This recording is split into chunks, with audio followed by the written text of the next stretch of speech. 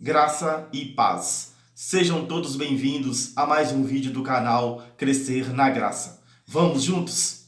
Olha, eu agradeço a todos vocês que estão aí inscritos no canal e peço que dá seus likes, que ative aí o sininho para vocês receberem as notificações. E agradeço a todos também que estão assistindo os vídeos, mas que ainda não se inscreveram, se inscrevam. Vamos crescer juntos na graça de Deus.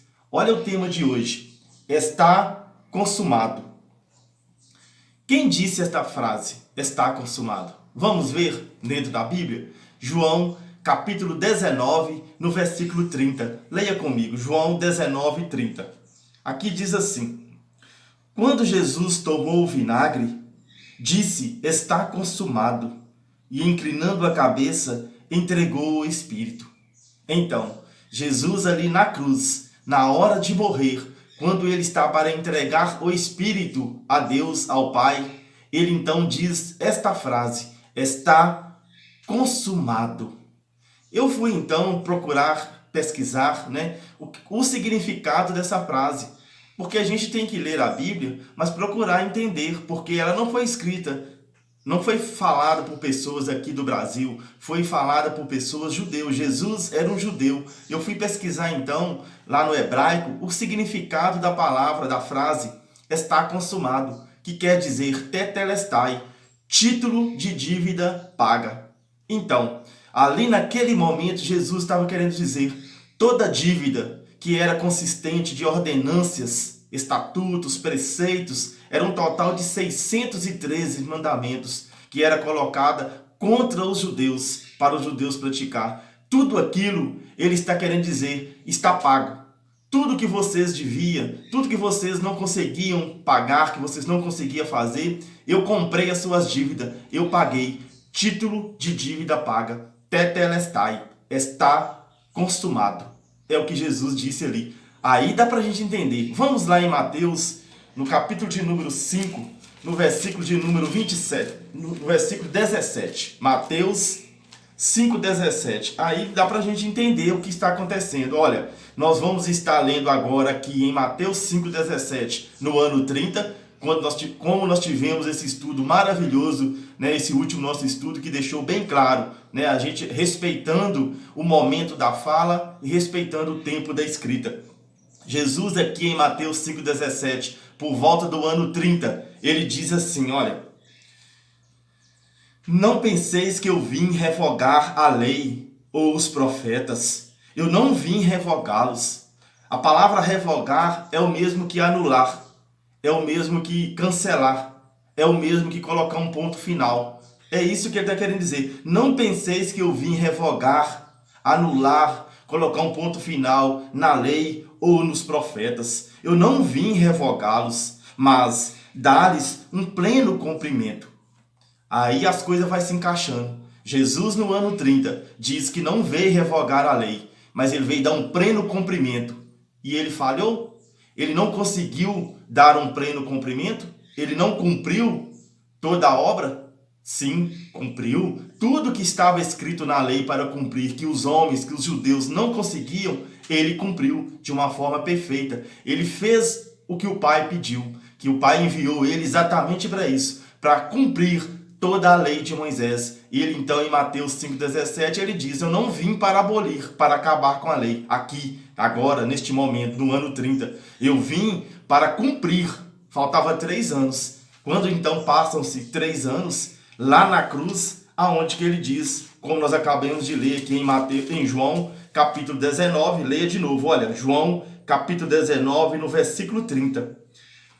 Quando Jesus tomou o vinagre, disse, está consumado, e inclinando a cabeça, entregou o Espírito. Lá em Mateus 5,17 ele diz, não vim abolir a lei. Aqui ele diz, tetelestai, está consumado. Título de dívida paga. Vocês não devem nada. Agora é pela graça. Graça é favor imerecido. Aquele povo judeu não merecia, porque eles não conseguiam cumprir os 613 mandamentos. Mas o amor de Deus para com aquele povo foi maior que tudo. Enviou o seu Filho para cumprir a lei de uma forma perfeita. E na cruz ele disse, Vocês não devem. Título de dívida paga. Aquela lei 613 mandamentos acabou na cruz. Vocês não precisam mais praticar, levar animal em sacrifício, circuncidar. Vocês não precisam mais praticar esses rituais da lei. São 613. Porque agora não é mais pela lei. Agora, da cruz para cá, Jesus queria dizer, da cruz para cá agora, vocês vão estar vivendo pela graça. Favor imerecido. Isto é que é a graça de Deus. Vamos ver também o que o apóstolo Paulo diz em Colossenses, no capítulo 2, no versículo de número 13 e 14. Olha, Colossenses, capítulo 2, versículo 13 e 14. Leia comigo. Aqui diz, Colossenses 2, 13 e 14. Paulo escrevendo então aqui, é isso que a gente tem que levar em consideração. Quem está escrevendo, para quem está sendo escrito, para a gente então conseguir observar os detalhes, né? Respeitar a escrita, respeitar as conjugações verbais. Isso tudo é importante para um crescimento espiritual. Se nós queremos conhecer a Cristo, conhecer a verdade, nós precisamos ler e observar esses detalhes. Quem está escrevendo? Para quem está sendo escrito? As conjugações verbais, o tempo da escrita. Tudo isso é muito importante. Paulo então está escrevendo a uma comunidade, a uma igreja, a um grupo de pessoas, que é os Colossenses, é um povo gentil. Paulo então diz assim, olha, Colossenses capítulo 2, versículo 13. Paulo diz, vós estáveis mortos. Vós quem que estavais mortos? O povo de Colosso, que é o povo gentil. Por que Paulo diz que eles estavam mortos? Porque Deus via o povo gentil, que era, por exemplo, os Colosso, que era, por exemplo, os Tessalônicos, que era, por exemplo, o povo do Egito, o povo de Roma. Então, as pessoas que não eram judeu, Deus via eles como povo mortos, porque eles cultuavam outros deuses, porque eles não faziam parte da cidadania dos judeus. Eles não poderiam praticar a lei de Moisés. Eles não faziam parte do povo de Deus. Então Deus estava, na verdade, afastado deles. Eles, para Deus, eram um povo como um povo que estava morto. Aí Paulo está dizendo aos Colossenses, a esse povo gentil, vós estáveis mortos pelas vossas faltas e pela incircuncisão da vossa carne. Por quê? Eles estavam mortos por quê? Pelas as faltas e também pela incircuncisão, porque eles não eram circuncidados, eles não eram do povo judeu, eles não sendo circuncidados, eles não poderiam praticar a lei de Moisés. A lei não era dada para eles, para o povo gentil. Você entende? Olha, aqui diz então, vós estáveis mortos pelas vossas faltas e pela incircuncisão da vossa carne, e ele vos vivificou juntamente com Cristo. Olha, na cruz, juntamente com Cristo, quando Jesus ali então morre e ressuscita aquele povo gentil, que somos nós, que é eu e você, porque nós também somos povos gentios, nós não fazíamos parte do povo de Deus antes da cruz. Nós nos tornamos gentil, nos tornamos partes do povo de Deus, se tornou um único povo só na cruz, porque o muro de separação, como nós lemos já temos um tema aqui no canal, onde mostra em Efésios, no capítulo 2, que o muro de separação foi derrubado. De ambos povos, ele fez um único povo só. Então, o povo gentil, que era um povo morto, ele vivificou juntamente com Cristo. Quando Jesus ali morre e ressuscita, Jesus vive novamente, o povo gentil também estava sendo vivificado juntamente com Cristo. E aí Paulo agora vai apontar para eles que são judeus, eles que tinham a lei. Paulo diz, ele nos perdoou todas as nossas faltas. Os povos gentil que estavam mortos, a obra foi feita, foi vivificado. Cristo vivificou, o Eterno vivificou todos os gentios juntamente com Cristo. Mas eles que eram judeu, aí Paulo diz, ele quem? Um grupo de povo judeu, que eram os judeus, ele nos perdoou todas as nossas faltas. Ele não perdoou algumas faltas, eram 613 mandamentos. Eles faltavam, eles não conseguiam cumprir tudo, mas na cruz foi tudo perdoado. Aqui está escrito, olha, ele nos perdoou todas as nossas faltas. Apagou, versículo 14, apagou em detrimento das ordens legais o título de dívida que existia contra nós e o cravou na cruz. Vou repetir. Apagou em detrimento das ordens legais. Dentro das ordens legais, dentro da lei, cumprindo a lei. Se tinha que fazer um sacrifício, ele não tinha pecado, mas ele sacrificou ele mesmo, como o Cordeiro vivo de Deus. Se tinha que jejuar, ele jejuou 40 dias. Tudo o que tinha que fazer, ele fez de uma forma perfeita. Mas ele apagou, dentro das ordens legais, o título de dívida.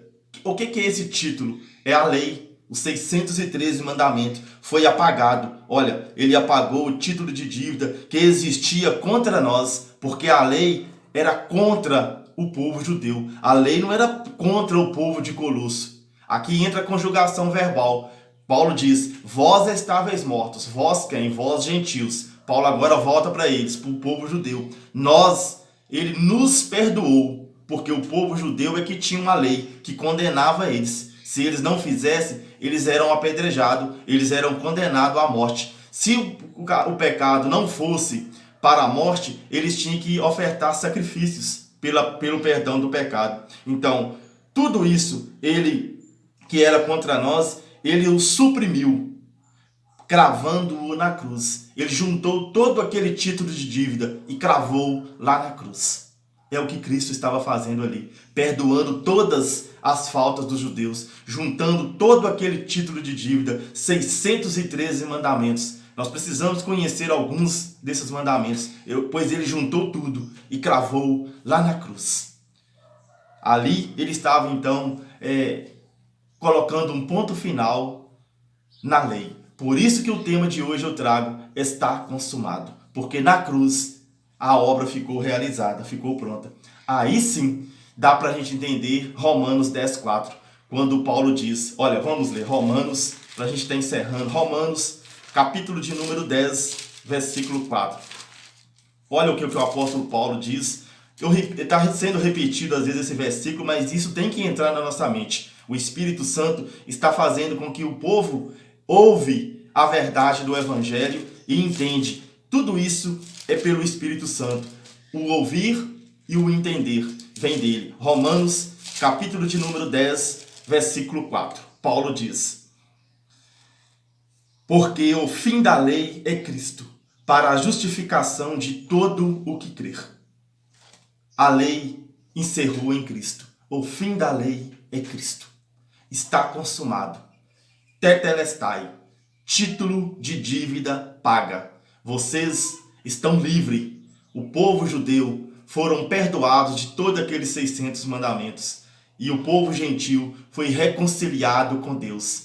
Todos agora são um povo só e livre da lei dos 613 mandamentos. Nós temos que viver pela graça. Nós temos que andar nas obras que Cristo preparou por nós. As obras da cruz que nós precisamos conhecer.